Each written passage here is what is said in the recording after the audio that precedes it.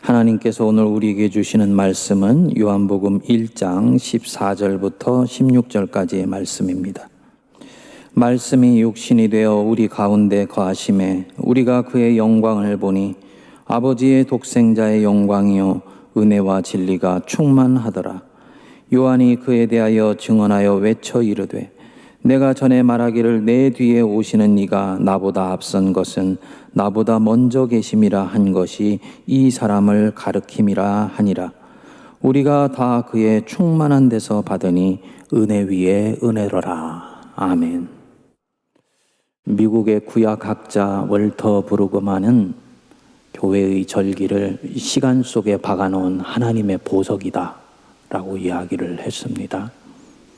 이 절기라는 것은 이때까지 있었던 어떤 사건을 기억하여서 오늘의 교훈으로 삼는 것이고, 또 그 사건이 과거뿐만 아니라 지금도 미래에도 일어날 것을 소망하면서 굳게 믿으면서 오늘의 고난을 이기는 힘이 됩니다. 대림절도 마찬가지입니다.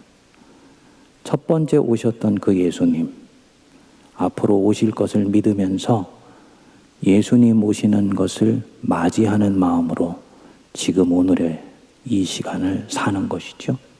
또 동시에 2000년 전에 그 예수님이 오셨던 그 사건이 정말 우리의 신앙에 무엇을 의미하는 것인지, 하나님이 사람이 되어서 이 땅에 내려오셨다는 것이 내 신앙에 정말 무엇을 뜻하는 것인지를 거듭거듭 배우는 시간이 바로 이 대림절의 기간입니다.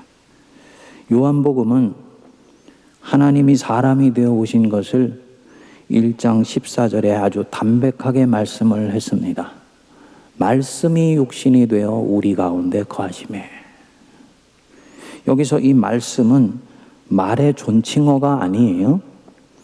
헬라어로는 로고스라 그러죠.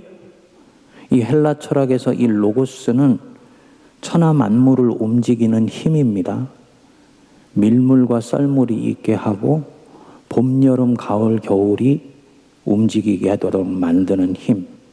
그래서 봄에는 꽃이 피고 여름에는 식물이 자라고 가을에는 결실을 거두게 하는 바로 그 힘, 그것이 바로 로고스다라고 보았습니다. 우주를 움직이는 원리입니다. 자전과 공전이 있게 하고 저 은하계까지도 시작하여서 지금까지 한치의 오차도 없이 그렇게 정교하게 움직이도록 만들어주는 그 원리, 그게 바로 로고스이다, 이렇게 보았습니다. 동양으로 치면은 도와 같은 것이에요. 그래서 초기 한국에 이 성경이 소개되었을 때는 태초에 말씀이 계시니라, 이 요한복음 1장 1절을 태초에 도가 계시니라 이렇게 번역을 했습니다. 1장 14절도 도가 육신이 되어 우리 가운데 거하심에 이렇게 번역하기도 했습니다. 이 로고스가 살과 뼈를 가진 육체, 사르쿠스가 되어서 우리 가운데 거하신다. 우리가 지금 읽을 때는 아무리 읽어도 그냥 밋밋한 것처럼 보이는데요. 당시에 헬라 사람들이 이것을 읽으면 이것은 엄청난 사건이었습니다. 요한복음은 소아시아의 중심 도시인 에베소시에서 기록된 것으로 알려져 있습니다. 이 에베소시는 소아시아에서 가장 헬라 문명이 발달한 곳이었어요. 그래서 이 헬라 사고에서 로고스라는 것은 제우스 같은 올림푸스 신전의 신들보다도 훨씬 크고 광대한 힘을 말하는 것이었습니다. 그러니까 로고스가 육신이 되었다, 이 말은 그냥 신이 육신이 되었다는 것보다도 더 엄청나고 인간의 상식으로는 표현할 수도 없고 감당할 수도 없는 아주 신비로운 일들이 지금 일어난 것을 말하는 것입니다. 도저히 일어날 리 없고 일어날 수도 없었던 그 놀라운 사건이 베들레헴에서 태어나서 갈릴리에서 사셨던 예수 그리스도 안에서 일어났던 바로 그것을 말하는 것입니다. 그게 다가 아니에요. 여기 이 말씀이 육신이 되어, 이 영어로는 아주 담백하게 The Word became flesh 이렇게 나옵니다만 헬라어로 들어가 보면 이게 어마어마한 진리가 숨어 있습니다. 여기 이 되다라는 말이 헬라어로는 기노마이인데요. 인터넷 사전을 찾아보면 존재하게 되다, 생기다, 출생하다, 태어나다 이런 뜻으로 되어 있습니다. 잘못된 번역이에요. 생겨나다, 출생하다는 기노마이가 아니고 게네오입니다. 사도 요한이나 사도 바울은 예수님의 탄생을 게네오라는 말로 쓴 적이 단 한 번도 없습니다. 아주 의도적이고 목적의식적으로 예수님이 오신 사건에 대해서는 게네오가 아니라 기노마이를 썼어요. 이유가 있습니다. 기노마이라는 바로 이 단어만이 예수님이 오신 의미를 정확하게 포착하고 있다고 보았기 때문입니다. 게네오도 태어나다라는 뜻이고 출생하다는 뜻인데 이 게네오는 없는 데서 있는 것이 나오는 거예요. 즉 무에서 유가 나오는 것입니다. 근데 예수님이 이 땅에 태어나신 건 무에서 유가 나온 것이 아니죠. 하늘에 계셨던 성자 예수 그리스도 1장 3절에 이렇게 말씀하죠. 만물이 그로 말미암아 지은 바 되었으니 지은 것이 하나도 그가 없이는 된 것이 없느니라. 성자 예수님, 그분 본래 성부 하나님과 함께 있으셨던 분이신데 그 로고스이신 하나님 성자께서 사람이 되어 기노마이해서 이 땅에 오신 것이다. 이 기노마이 한다는 것은 뭐냐면 없던 것이 생긴 것이 아니고 본래 계셨던 분이 완전히 다른 존재로 바뀐 것을 기노마이라고 얘기를 했어요. 그러니까 A가 A-가 되는 것은 기노마이가 아니에요. A가 완전히 다른 존재로 변해서 B가 된 것을 기노마이라고 얘기를 했습니다. 물이 변해서 포도주가 되었다? 기노마이입니다. 사람이 변해서 동물이 되었다? 기노마이입니다. 흔히 말씀이 육신이 되어 이 말씀을 육신을 입은 것이라고 가르쳐요. 찬송가에서도 말씀이 육신을 입어라는 이런 찬송가 가사가 나오지요. 그런데 이것은 기노마이의 본래 의미로 보면 정확한 해석이 아닙니다. 하나님이 육신을 입고 하나님 아니신 것처럼 나타난 것이 아니에요. 이 성육신이라는 것이 워낙 신비로운 것이고 인간의 말로는 표현하기가 힘드니까 하나님이 사람의 몸을 입고 오신 것이다라고 이렇게 비유로 표현한 것이지만은 사실은 정확한 해석이 아닙니다. 하나님께서 실제로 살과 피를 입고 시간과 공간의 제한을 받으시면서 자유로우시고 전능하신 분이 철저하게 사람의 몸 안에서 감금 상태가 되신 것처럼 사람이 되어서 오신 것, 그게 바로 이 기노마이인 것입니다. 그러니까 헬라 사람들이 볼 때는 로고스가 이렇게 사람이 된다는 것은 상상할 수도 없고 일어날 수도 없는 일인데 그것이 바로 이 성탄의 계절에 일어난 것이라는 거지요.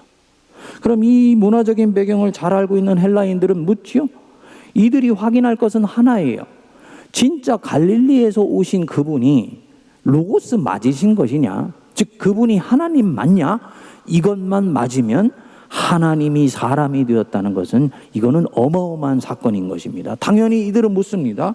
도대체 무엇 때문에 로고스가 우주의 우주도 담을 수 없는 그분이 무엇 때문에 사람이 되어서 오셨다는 거야? 묻는 것이지요. 오늘 우리로 치면은 하나님이 인간이 되신 이유가 무엇이냐? 이 질문입니다. 말라기 보면 구약의 마지막 책이지요. 거기에 1장 2절에 이렇게 나옵니다. 여호와께서 이르시되 내가 너희를 사랑하였다 하나 너희는 이르기를 주께서 어떻게 우리를 사랑하셨나이까 하니라. 기가 막힌 말씀입니다.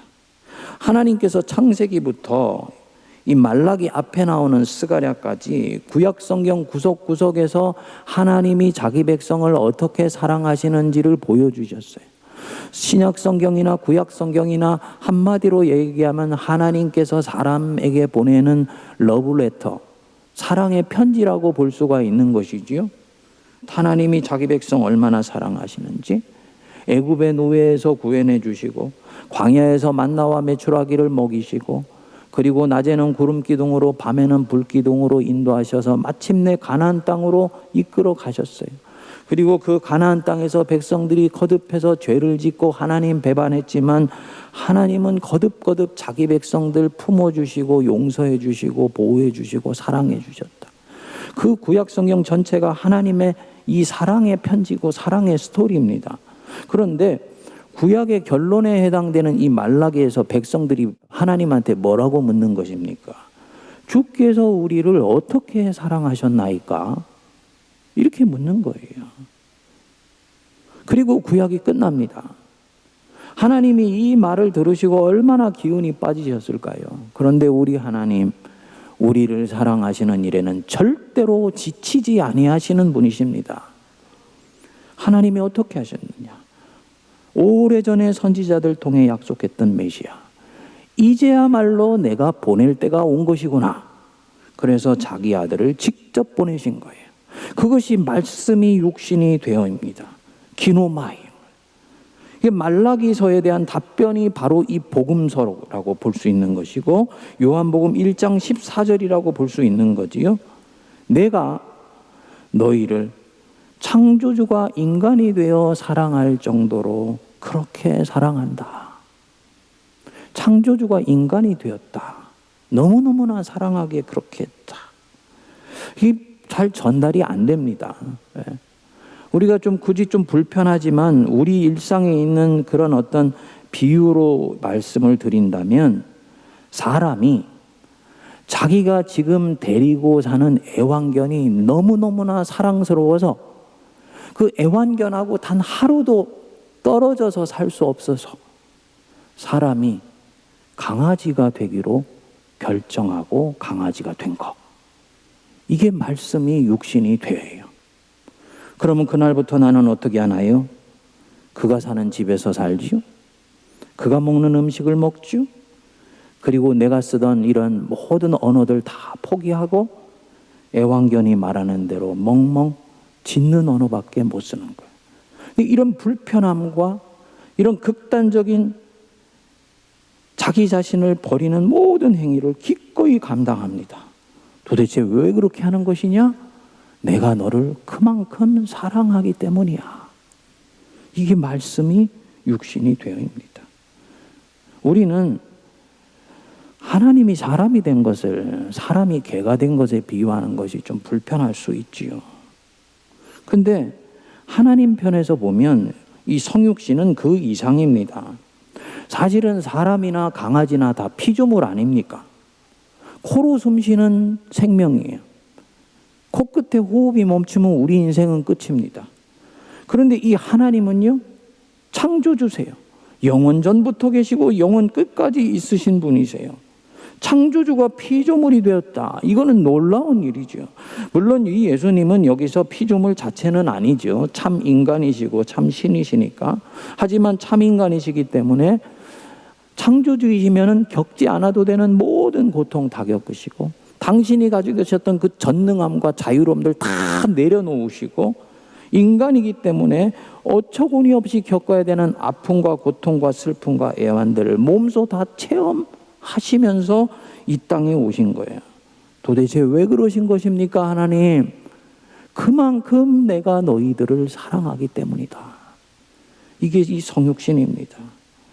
이 하나님의 가슴 속에 있는 이 사랑, 이 말로 표현할 수가 없고 우리가 인간으로서는 창조주의 가슴 속에 있는 것을 다 헤아릴 수가 없는 것이지요. 그래서 이것은요, 그저 신비예요. 그래서 그 고대 교부였던 이레니우스는 성육의 사랑은 십자가의 사랑보다 더 크고 놀랍고 신비롭다고 보았습니다. 이 성육의 사랑은 십자가의 사랑을 이미 예고하고 있고 포함하고 있다고 봤어요. 그러면서 묻습니다.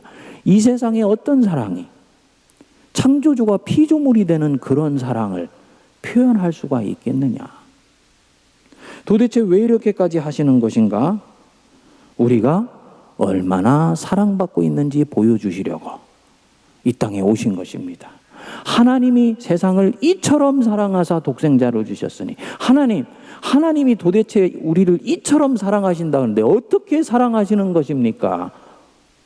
내 자녀들아, 창조주가 피조물이 되어서 이 땅에 와서 함께 있는 것만큼 너희들을 사랑한다는 것을 어떻게 더 보여줄 수가 있겠느냐. 우리 주님이 그렇게 말씀하시는 거지요. 그러니까 이 사랑을 그림자만 어렴풋이 알고 있었던 이 사도 요한도 하나님에 대해서는 다른 규정을 하지 않았어요. 하나님에 대해서 구구절절히 세세하게 수식어를 붙일 필요가 없었다고 보았습니다. 뭐라 그랬습니까? 하나님은 사랑이시라. 이거 하나 안에 하나님의 모든 것이 다 들어있는 것입니다. 그래서 심지어는 그분의 정의조차도 하나님 당신의 사랑 때문에 스스로 그 정의를 실행하지 아니시고 공의를 수행하지 아니하시고 당신 자존심 꺾어가면서 오히려 뒤로 숨기시는 경우가 수도 없이 많은 거지요. 사랑하시기 때문이에요. 사도들은 이 사랑이 우리 인생에서 무엇을 뜻하는지를 정확하게 압니다. 그래서 로마서 8장 32절에 보면은 자기 아들을 아끼지 아니하시고 모든 사람을 위하여 내주신 이가 어찌 그 아들과 함께 모든 것을 우리에게 주시지 않겠느냐. 사랑받지 못해서 내 인생이 굽어진다고 생각하지 마. 하나밖에 없는 아들도 너희들을 위해서 주신 분이신데 하물며 하나님이 너희들이 필요할 때 어찌 너희들에게 구하는 것을 주시지 않겠느냐. 너희는 인생에서 걱정할 필요가 없는 것이다. 이렇게 말씀하는 거지요. 이 사도 바울은 성도가 세상을 이기는 능력이 다른 데 있다고 보지 않았어요. 우리가 가지고 있는 지식이나 세상적인 지혜에 있다고 보지 않았습니다. 하나님이 너를 얼마나 사랑하시고 계시는지만 알면 너는 그 사랑의 능력으로 세상을 이길 수 있다고 보았습니다. 그래서 로마서 8장 35절에서 37절에 말씀합니다. 누가 우리를 그리스도의 사랑에서 끊으리요? 환난이나 곤고나 박해나 기근이나 적신이나 위험이나 칼이랴? 기록된 바 우리가 종일 주를 위하여 죽임을 당하게 되며 도살당할 양같이 여김을 받았나이다. 종일 주 때문에 죽임당하고 도살당할 양같이 여김을 받는데도 그럼에도 내가 성도로서의 삶을 살 수 있는 힘이 어디 있는 것이냐. 37절입니다. 그러나 이 모든 일에 우리를 사랑하시는 이로 말미암아 우리가 넉넉히 이기느니라. 하나님이 나를 사랑하시고 있다. 이것을 명료하게 내 심령 속에서 새기고 있는 것이 세상을 이기는 힘이다. 이 뜻입니다. 성도님들, 한 번씩 힘들 때요. 성도님들이 한번 실험해 보세요. 나는 사랑받고 있는 자이다. 이거 한번 스스로 되뇌어 보세요. 그러면요, 알 수 없는 힘이 내 안에서 올라오게 됩니다. 요한복음 1장 16절이 바로 그 말씀이에요. 우리가 그의 충만한 데서 받으니, 즉 예수님의 은혜가 충만한 데서 받으니까 그게 뭐냐? 은혜 위에 은혜로다. 이 앞에 있는 은혜는 율법을 말하는 것입니다. 율법이 은혜죠. 하나님의 선물이죠. 그런데 이 율법이라는 선물은 좀 문제가 있는 선물이에요. 나한테 하라고 명령하고 내가 해야 될 것을 가르쳐 줍니다. 하지만 그 명령을 실행할 수 있는 힘은 주지를 못합니다. 사람이 마땅히 살아야 되는 도리를 가르쳐 줍니다. 그렇지만 그 도리대로 살 수 있는 능력은 주지를 못해요. 거짓말하지 말아라 라고 명령은 합니다. 그렇지만 거짓말하지 않고 살 수 있는 일관된 능력은 이 율법은 주지를 못합니다. 그래서 이 율법이 충만한 곳에는 사람이 둘로 나뉘어집니다. 율법을 신실히 지키며 살고 있다고 생각하는 의인, 율법으로부터 수없이 깨지고 넘어지며 좌절하는 죄인, 이 둘로 나뉘어집니다. 그래서 잘 지키고 있다고 생각하는 사람은 우쭐대고 자기 이로 꽉 차 있고 심지어는 교만하기까지 합니다. 그도 그럴 수밖에 없는 것이 도저히 지킬 힘이 아직은 내 내면에 없는데 내 영혼을 바닥에서부터 긁어 모아서 지켰으니까 자기 의로움이 충만한 거지요. 자연히 다른 일을 정죄하고 판단하기 쉽지요. 나처럼 지키지 못하는 사람 보면 나도 노력해서 여기까지 왔는데 왜 저것밖에 되지 못하지? 라고 판단하게 됩니다. 그러다가 자기가 한번 실수하게 되면 엄청나게 자책합니다. 이것이 자신에게도 용납되지 않고 다른 사람도 이런 나를 수용해 주지 않을 거라고 생각하니까 위선적인 태도가 나오게 되는 것입니다. 반면에 죄인의 부류에 속하는 사람요, 이 사람의 존재가 엄청나게 위축돼 있어요. 이 위축된 존재감 때문에 끊임없이 하나님 앞에 용서를 구합니다. 하지만 거기서 한 발자국도 나가지를 못해요. 그리고 이 위축된 존재감 회복하려고 또 다른 죄인들을 찾아 나서게 되는 거지요. 예수님 오셨을 때 이스라엘 종교사회가 딱 이와 같은 모습이었습니다. 은혜가 아니고 율법이 주인된 공동체의 특징입니다. 물론 이것도 은혜예요. 울타리를 제공해줘서 사람이 넘으면 안 되는 선을 만들어주기 때문입니다. 그런데 예수님이 이 땅에 오시면 은혜 위에 은혜입니다. 예수님이 내게 주신 이 복음은 나한테 지키라고 말만 할 뿐이 아니고 그것을 지킬 힘도 주세요. 명령할 뿐만 아니고 그 명령을 내가 수행하고 싶은 마음의 동기를 불러 일으켜 주십니다. 억지로 하라고 말씀할 뿐만 아니고 그것을 하고 싶은 내 안에 기쁨을 넣어줘서 자발적으로 순종하게 해줍니다. 우리 예수님이 말씀하셨죠. 너희는 내가 하는 일을 할 것이요 이보다 더한 일도 하리니 이는 내가 아버지께로 가미니라. 아니, 예수의 제자들이 예수님이 하시는 일도 하고 그보다 더 큰 일도 할 것이다 라는 사실과 내가 아버지께로 가미니라, 예수님이 하나님 옆으로 가는 것이 무슨 관련이 있느냐? 뒤에 예수님 말씀하십니다. 내가 아버지께로 가면 내가 보혜사 성령을 너희에게 보내줄 것이다. 그리고 이 보혜사 성령이 내가 너희에게 가르친 모든 것들을 생각나게 하며 지킬 수 있게 해주신다 그러셨어요. 성령이 우리 안에 들어오시면요, 내가 예수 그리스도를 인격적으로 영접해서 성령이 내 안에 들어오시면 이 성령이 이제부터는 내 안에서 작업을 하세요. 바른 길을 가르쳐 주시고 옳은 길들을 분별하게 해주시고 잘했을 때는 칭찬해 주시고 잘못했을 땐 꾸짖어 주시고 낙심했을 땐 위로해 주시고 격려해 주시고 세워주세요. 성령을 알지 못했을 때는 이전에 힘들어서 못한다고 생각하면서 밀쳐놓았던 것들도 내 안에 동기를 불어 넣어 주셔서 그 일을 하고 싶어 하는 사람으로 나를 바꾸어 주십니다. 그러니까 바로 이 성령이 내 안에 오는 것이요, 이 말씀을 지키고 싶게 만들어주는 결정적인 관건입니다. 근데 성령이 내 안에서 어떻게 이런 작업들을 하시는 것이냐? 내가 하나님 앞에서 얼마나 사랑받고 있는지를 이 사람이 알았을 때 비로소 성령의 이 음성에 반응하게 됩니다. 이 사랑, 이기적인 사랑이 아닙니다. 나를 완전히 무장해제시켜서 하나님을 향해서 올곧이 살고 싶은 사람으로 만들어주는 그런 사랑이에요. 나로 하여금 감동해서 견딜 수가 없게 만들어주는 사랑입니다. 아, 나는 사랑받는 하나님의 자녀이다. 제가 20대 중반에 예수님 믿고 이 사실을 알았는데요, 이 하나님의 사랑받는 자녀가 바로 나라는 걸 알았는데 가슴이 벅차가지고 견딜 수가 없었습니다. 며칠 동안은 희한한 일이 일어나더라고요. 안 먹었는데도 배가 안 고파요. 배가 고픈 줄을 몰라요. 산천초목들이 하나님의 영광을 노래하는 것 같더라고요. 나중에 성경 안으로 들어와서 보니까 그거는 같은 것이 아니고 실제로 그 일들이 지금도 일어나고 있는 일이더라고요. 그 순간에 내 영의 눈이 열리고 귀가 열려서 하나님의 은혜의 현실 속에서 살아가고 있는 나 자신을 경험하게 되었던 것입니다.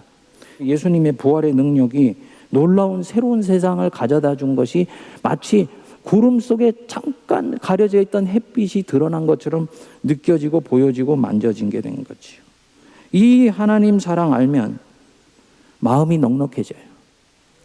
살벌한 세상 살아간다 생각하면서 하이에나 같이 긴장된 눈빛으로 살아가던 사람이 하나님의 은혜로 충만한 세상 한복판에서 주님이 나를 살포시 조금씩 끌어안으시고 내 인생이 전개되고 있구나 아니까 인생 사는 부분들이 이전처럼 힘들지 않게 느껴집니다. 늘 긴장했었는데 이제는 그 눈빛이 훈훈하고 따뜻해집니다. 그 사람이 정말 하나님 사랑을 아는 사람인지 아닌지 이 눈이 마음의 창이라고 이 눈 보면 다 알아요. 여러분 그렇다고 오늘부터 제 눈 보고 자꾸 이렇게 돌리고 그러시면 안 됩니다. 뭘 말하는 것이냐? 하나님의 사랑이 성도가 성도답게 사는데 관건이라는 거죠. 하나님이 나를 어떻게 사랑하시는가를 내 가슴으로 아는 것이 모든 성도의 능력의 본질이고 기본이고 뿌리라는 것이죠. 이전에는요, 너 그 고집 버려라. 그거 버려야지 네가 세상에서 적응하고 살 수 있어. 이 얘기를 들어도요, 이 고집 버릴 수가 없습니다. 왜냐하면 이 고집을 버리면 더 이상 내가 아닌 것 같으니까. 너 그 신념 버려야 돼. 그 신념은 이미 낡은 것이야. 반복해서 얘기하지만 이 신념을 버릴 수가 없어요. 이 신념을 버리면 내가 빈 껍데기만 남은 것 같으니까. 내가 이껏 붙들고 20년, 30년을 살아왔는데 이거 내려놓으라고? 내 인생을 내가 스스로 부정하라는 말인가? 이렇게 생각돼서 내려놓을 수가 없습니다. 그런데 하나님이 나를 어떻게 사랑하시는지를 알면 이거 배설물처럼 내려놓을 수가 있습니다. 그래서 사도 바울처럼 유대인에게는 유대인의 모습으로, 헬라인에게는 헬라인의 모습으로, 율법 있는 자에게는 율법 있는 자의 모습으로, 율법 없는 자에게는 율법 없는 자의 모습으로 자유자재로 나타날 수가 있습니다. 그 사람 카멜론 같은 사람 아니야? 중심이 없는 사람 아니야? 아니요. 누구보다도 자기 중심이 뚜렷하고 이 사람 안에 강한 생명력이 있는 사람이에요. 자기 자신의 자아는 오직 하나님 안에서 발견된다고 믿고 있기 때문입니다. 그렇기 때문에 이전에는 계명을 붙들고 끊임없이 고민합니다. 너는 나 외에는 다른 신을 섬기지 말라. 알지요. 하지만 지킬 수가 없어요. 사랑받지 못했다고 생각하기 때문에 늘 가슴이 허전하고 혹시 내 인생에 무슨 일이 일어나면 어떻게 하는가 하고 두려움으로 휩싸여 있습니다. 그러니까 나도 모르게 슬그머니 물질에 기대게 되고 슬그머니 인생이 허전하니까 명예를 쫓게 되고 세상의 온갖 유혹을 쫓아갑니다. 그리고 이 유혹들이 어떤 경우에는 하나님보다 더 높이 올라가 있다는 건 나도 알아요. 하지만 내려놓을 수가 없습니다. 이게 사도 바울이 말했던 죄의 권세에 포획되어 있는 상태입니다. 그런데 하나님의 사랑을 알게 되면, 하나님이 나를 어떻게 사랑하시는지를 알게 되면 이제는 이 하나님 한 분 외에는 다른 어떤 것도 내 안에 모시고 싶어지지를 않습니다. 할렐루야.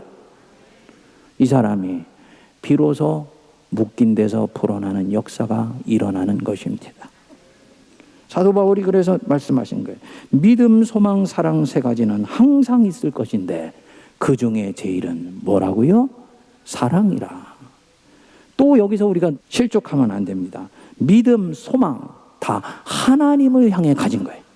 하나님을 향해 가진 것인데 이것이 내 안에서 차고 넘치면서 다른 사람들에게 흘러나가는 것입니다. 사랑도 마찬가지예요. 여기서의 사랑은요, 아가페예요. 하나님이 내게 주시는 사랑이에요. 내가 하나님을 향해서 파편처럼 가끔씩 가지고 있을 수 있는 바로 그 사랑입니다. 이 사랑은 도덕적 사랑이 아니에요. 타자를 향해서 열려있는 사랑이 아닙니다. 그거 먼저 배우려고 할 생각 말라는 것입니다. 하나님 사랑을 네가 먼저 배워라. 하나님이 너를 어떻게 사랑하셨는지를 네가 먼저 배우고 그것 때문에 네 가슴이 쿵쿵쿵 뛰어야 된다. 그 하나님 사랑 때문에 네 눈에서 눈물이 너도 모르게 주르륵 흐를 수 있어야 된다. 그렇게 되면 너는 자연히 다른 누군가를 조건 없이 사랑할 수 있는 사람이 마침내 되어가는 것이다. 여러분, 우리가 지난주에 요나서를 마쳤는데 그 요나서에서 마지막에 요나가 정신이 번쩍 들 수밖에 없도록 하나님이 자기의 가슴을 보여주시잖아요. 너는 하룻밤에 났다가 하룻밤에 진 그 박농골 아꼈는데 저 큰 성읍 니누에는 좌우를 분별하지 못하는 자가 12만여 명이고 육축도 많이 있나니 내가 어찌 아끼지 아니하겠느냐. 놀라운 것은 요나는 하나님이 어떤 분이신지 알고 있었습니다. 그분은 인자하시고 자비하시고 노하기를 더디하시는 하나님이라는 건 알았어요. 하지만 하나님의 성품이 어떻다는 것을 아는 것은 그분의 겉모습을 아는 것이지 하나님의 심장을 아는 것은 아니었던 거예요. 하나님은 요나가 뭘 알기를 원하십니까? 당신 가슴에 있는 것을 알기 원하시는 거예요. 말씀이 육신이 되고 창조주가 피조물처럼 되어서 이 땅에 내려오시고자 하는 하나님 가슴 안에 있는 그 불타는 뜨거운 사랑, 이것 알기를 원하시는 것입니다. 이건 머리로 알 수 있는 거 아니죠. 여러분, 이 대림절의 기간에 하나님, 주님이 나를 어떻게 사랑하시는지 그 사랑 내가 깨달아 알게 해주십시오. 그 사랑 때문에 감격하게 해주십시오. 그리고 그 사랑 때문에 이제는 제 눈에 눈물이 흐를 수 있는 사람 되게 해주십시오. 기계적인 신앙 떠나게 해주시고 종교인으로서의 신앙 떠나게 하시고 도덕적인 신앙 버리게 하여 주시고 성령으로부터 받은 하나님의 강력한 사랑이 내 인생을 이끌어가도록 이끌어 주십시오. 기도할 수 있는 우리가 되기를 바랍니다. 내 안에 이 사랑이 들어오게 될 때 나라는 존재 한 사람 때문에 이미 하나님의 나라는 더 가까이 오게 된 줄 믿습니다. 기도하겠습니다. 하나님, 말씀이 육신이 되어 우리 가운데 거하셨다. 이 말씀의 참뜻을 저희들은 알지 못하며 깨닫지 못하며 하나님이 우리에게 베풀어 주신 그 사랑의 1000분의 1, 10,000분의 1, 100,000분의 1도 다 헤아리지를 못합니다. 오직 성령만이 이 말씀의 뜻을 알게 하실 수 있으며 성령님만이 우리의 영의 눈을 열어 하나님의 가슴에 있는 우리를 향하신 그 불덩어리를 느낄 수 있도록 하실 수 있사오니 우리의 각심령에 은혜를 내려주시고 하나님의 성령을 보내어 주시며 주의 사랑을 알아 하나님 사랑에 순전하게 반응하는 사람들 되게 하여 주옵소서. 이 사랑으로 결국은 세상을 이기게 하여 주시고 세상이 감당치 못할 믿음을 갖는 저희들 되게 하옵소서. 예수님 이름으로 기도하옵나이다. 아멘.